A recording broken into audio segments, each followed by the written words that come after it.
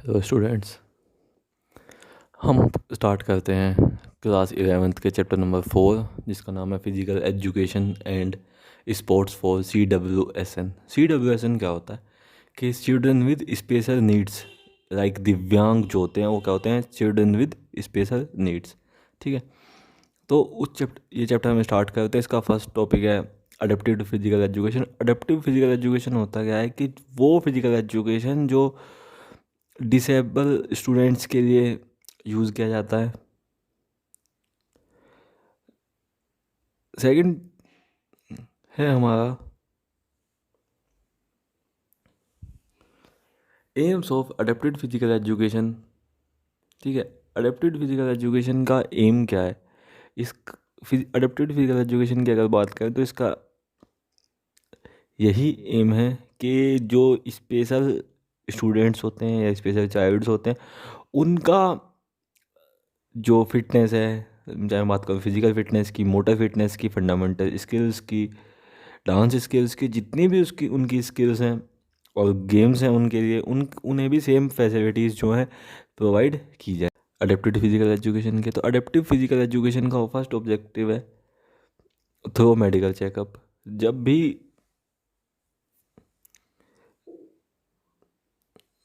कोई ऐसा बच्चा पार्टिसिपेट करता है तो क्या है उसका विदाउट एग्जामिनेशन, मेडिकल एग्जामिनेशन, क्या है उसे हम उसे हमें आइडेंटिफाई नहीं कर सकते कि कौन स्पेशल एबिलिटी वाला बच्चा है, डिसेबिलिटी है उसे। ठीक है, सेकंड पॉइंट है the programme based on interest and capacity of the student. तो ये जितने इस तरह के जितने भी प्रोग्राम होते हैं वो बच्चों की जो इंटरेस्ट होता है, उनकी कैपेसिटी है, उसके अकॉर्डिंग क्या जो एग्ज़ाम है वो कंडक्ट किए जाते हैं।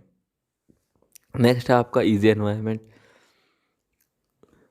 ऐसे स्टूडेंट्स के लिए हमें क्या है कि ऐसा एनवायरनमेंट प्ले करना होता है जिससे वे बहुत ही ज़्यादा, मैं कहूँ कि सिक्योर फील करते हैं, उस एनवायरनमेंट में खेल सकते हैं। ठीक है, नेक्स्ट है हमारा proper equipment should be provided.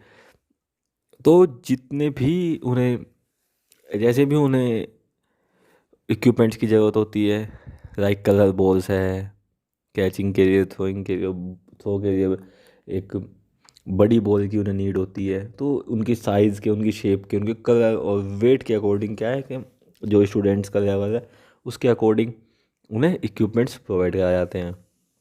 उनके रूल्स जो हैं अलग सेट किए जाते हैं। नेक्स्ट पॉइंट है रूल्स शुड बी इजी।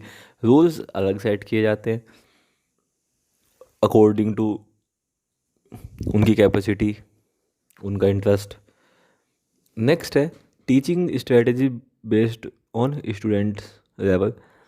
तो जैसे भी स्टूडेंट्स होते हैं उसके अकॉर्डिंग क्या है टीचिंग स्ट्रेटजी बनाई जाती है, किस तरह से इंस्ट्रक्शन दिए जाते हैं उन्हें, वर्बल फॉर्म में, एक्शन फॉर्म में, राइटिंग फॉर्म में, जिस तरह से भी उन्हें उनकी कैपेबिलिटी होती है समझने की, तो उनके लिए क्या है कि उसी तरह से हमें स्ट्रेटजी बनानी होती है। स्पेशल ओलंपिक है, पैरा ओलंपिक है, ये आपने चैप्टर नंबर 2 में पढ़ा था सब। फिर उसके बाद ये डेफ ओलंपिक है टॉपिक, वो आपने नहीं पढ़ा था। डेफ ओलंपिक डेफ पर्सन के लिए होते हैं, इसके लिए international Olympic games for def होते हैं जो हमारी IOC ही डेफ एथलीट्स के लिए कराती है। ठीक है, ये पैरा ओलंपिक और स्पेशल ओलंपिक की तरह ही होते हैं, लेकिन जो डेफ ओलंपिक है वो उन्हें जितनी भी चीज़ें हैं वो साउंड से रिलेटेड वो उनके गेम्स में यूज़ नहीं की जाती है, लाइक स्टार्टर गन है, कमांड है, विसल्स हैं, तो ये सब चीज़ें नहीं की जाती क्योंकि वो डेफ होते हैं। इसके लिए एक अब नई कमेटी है, the international committee of sports for the deaf. ठीक है, वो इन इवेंट्स को करा रही है।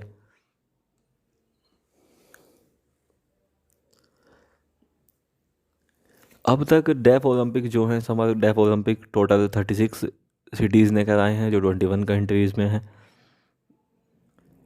लेकिन यूरोप से जो आउट बाहर हैं वो सिर्फ 5 ओकेशंस हुए हैं। जिसमें हम बात करते हैं वाशिंगटन डीसी में हुआ था 1965 में, लॉस एंजल्स में हुआ था 1985 में।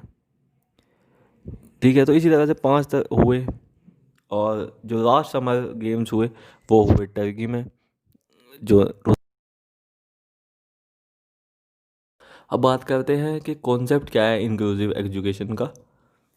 हम उसके कॉन्सेप्ट की बात करते हैं। ठीक है, जो इंक्लूसिव एजुकेशन होती है वो सपोर्ट किया सबसे पहले यूनाइटेड नेशन ने अपने उनके लिए स्टार्ट किया कि उन्हें इक्वलाइजेशन मिले, अपॉर्चुनिटीज़ मिले सभी स्टूडेंट्स को, अच्छे से उन्हें सारी चीज़ें मिले। इसलिए क्या है कि उन्होंने स्टार्ट किया। इसी तरह से सारी चीज़ें धीरे धीरे बढ़ती चली गई, धीरे धीरे लोग जो सपोर्ट करने चले गए, लोकल स्कूल्स में भी ये होने लगा। आज के टाइम में ये हर जो कंट्री है उसमें, हर सिटीज़ में, मेनली सिटी जो बिग सिटीज़ होती हैं उसमें ये सब एजुकेशन प्रोवाइड दी जा रही है, सब अपॉर्चुनिटी दी जा रही हैं बच्चों को। एनसीईआरटी ने national council of education research and training ने भी ज्वाइन किया यूनिसेफ को, और एक प्रोजेक्ट दिया PIED जिसे कहा गया, जो 1987 में, जिससे क्या वो जो डिसेबल स्टूडेंट्स होते हैं वो रेगुलर लर्निंग कर सकते हैं चीज़ों की नीड्स।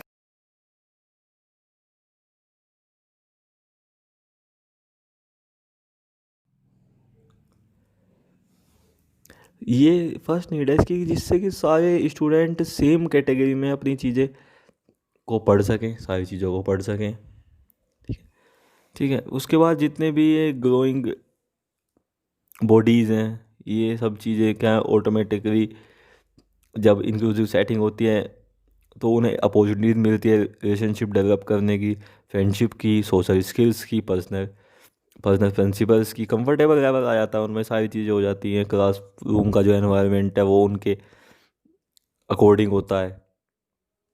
नेक्स्ट है जिसका इम्पोर्टेंट फंक्शन है इंक्लूसिव में, इंक्लूसिव एजुकेशन की अगर बात करूँ तो उसमें जो टीचर्स हैं उनका जो पढ़ाने का तरीका होता है वो अलग होता है, जिसे ऐसे स्टूडेंट्स को कभी भी ये फील नहीं होता कि बिल्कुल अलग है। उन्हें बहुत केयर से और लव के साथ और सेफ तरीके से क्या एजुकेशन दी जाती है।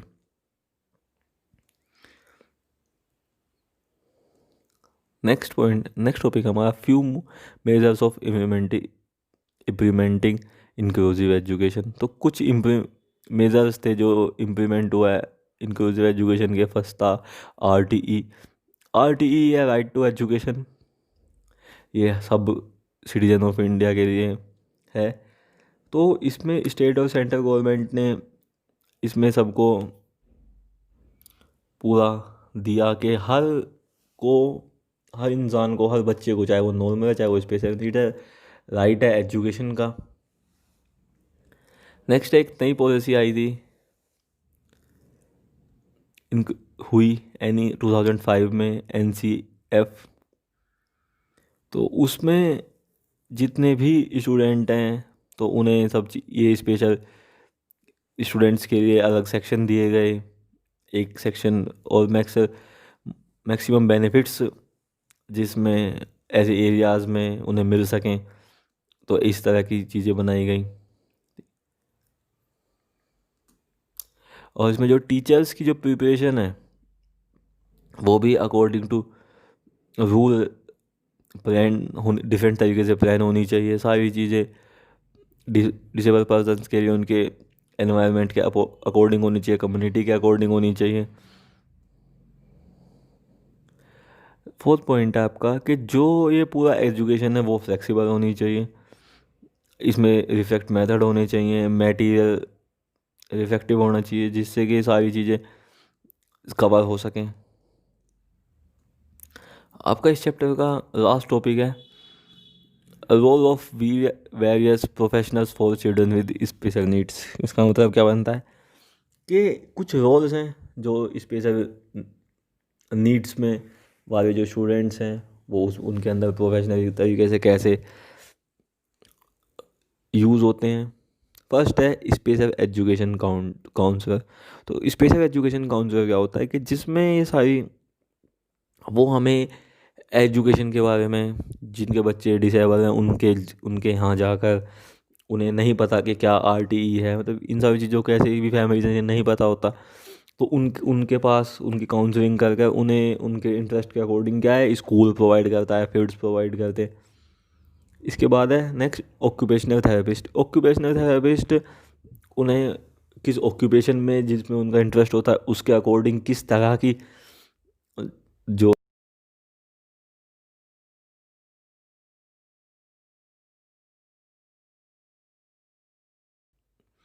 जो बॉडी का ट्रीटमेंट करते हैं जिससे कि वो सारी चीज़ें इस उससे रिकवर कर सकें। नेक्स्ट होता है physical education teacher. Physical education teacher आपके स्कूल में भी होते हैं और हर स्कूल में होते हैं। फिजिकल एजुकेशन टीचर जो होते हैं एक ऐसी स्ट्रेटजी बनाकर कि उन बच्चों के लिए भी, स्पेशल नीड्स वाले बच्चों के लिए भी क्या है कि ईजीएस्ट हो, सारी चीज़ें उन्हें अच्छे से समझ आएँ। नेक्स्ट होता है स्पीच थेरेपिस्ट। जिन बच्चों को बोलने में प्रॉब्लम होती है या वो रुक रुक कर बोलते हैं या उनकी जो आवाज़ है वो साफ़ नहीं होती है, तो देन उन्हें क्या है कि वो उनकी जो वॉइस है, उनकी स्पीच है, उस पर पूरा वर्क करते हैं। वर्क करने के बाद उनकी क्या स्पीच को क्लियर करने की कोशिश करते हैं। नेक्स्ट होता है स्पेशल एजुकेटर। स्पेशल एजुकेटर वो ही होता है जो ऐसे बच्चों को एजुकेशन देता है, जो स्पेशल नीड्स वाले बच्चे होते हैं उन्हें क्या एजुकेशन देता है, तो उन्हें क्या बोलते हैं स्पेशल एजुकेटर। ये आपका था चैप्टर नंबर 4। आई होप कि आपको ये समझ में आएगा। Thank you.